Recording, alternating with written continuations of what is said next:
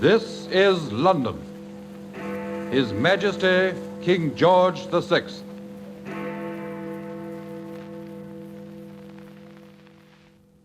Let us remember the men in all the services, and the women in all of the services who have laid down their lives. We have come to the end of our tribulation, and they are not with us at the moment of our rejoicing. I speak to you today at the same hour as my father did exactly 75 years ago. His message then was a salute to the men and women at home and abroad who had sacrificed so much in pursuit of what he rightly called a great deliverance.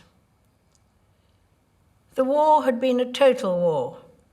It had affected everyone, and no one was immune from its impact.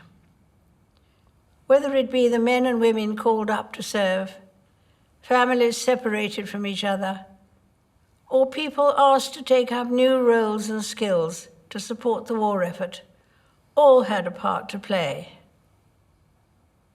At the start, the outlook seemed bleak, the end distant, the outcome uncertain. But we kept faith that the cause was right. And this belief, as my father noted in his broadcast, carried us through. Never give up, never despair. That was the message of VE Day. I vividly remember the jubilant scenes my sister and I witnessed with our parents and Winston Churchill from the balcony of Buckingham Palace. The sense of joy in the crowds who gathered outside and across the country was profound.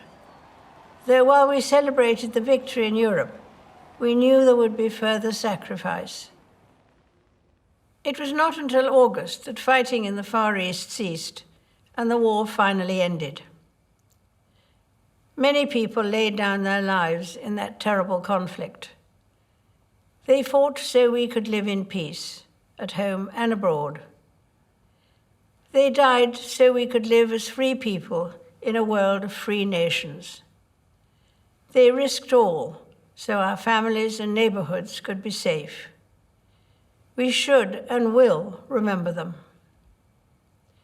As I now reflect on my father's words and the joyous celebrations which some of us experienced firsthand, I'm thankful for the strength and courage that the United Kingdom, the Commonwealth, and all our allies displayed.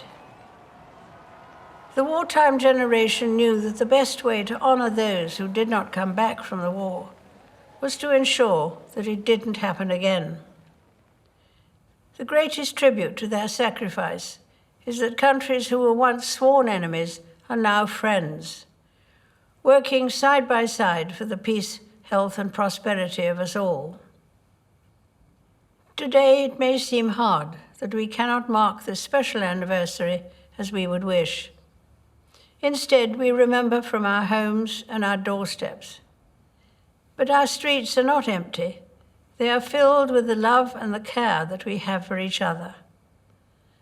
And when I look at our country today and see what we are willing to do to protect and support one another, I say with pride that we are still a nation those brave soldiers, sailors, and airmen would recognize and admire.